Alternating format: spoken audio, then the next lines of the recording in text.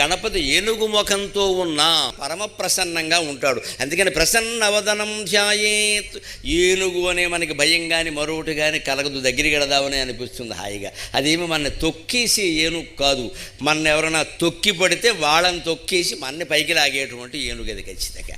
నా భక్తుడు సంగతి నేను చూసుకుంటాను రాని ప్రతిజ్ఞ చేసేటువంటి ఏనుగు. ఇది ప్రసన్నవదనం. అంతేకాదు పూజ చేసినా ఏం చేసినా దయచేసి ఒక్కటి గుర్తుపెట్టుకోండి, మనం ప్రసన్నవదనంతో ఉండాలి. ఆ పూజ ప్రసన్నంగా చెయ్యాలి. మనం కోపంతో తాపంతో కక్షతో ఎవడి మీదో ఏదో చేసేద్దాం, వాడికి ఏదో చేసేలా చెయ్యాలని పూజలు చేయకూడదు. రెండోది, అవి ఏమీ లేకపోయినా కొందరు ఎలా ఉంటారంటే ఆందోళన చెందిన మనసుతో పూజ చేస్తారు. మనస్సులో ఏవో పెట్టుకున్న ఆలోచనలు అటువంటి ఉంటే దానికోసమే పొద్దున స్నానం చేయండి, మంచి బట్టలు కట్టుకోండి, అప్పుడు చేయండి, కాస్త తొలగిపోతాయి అటువంటివన్నీ కూడా.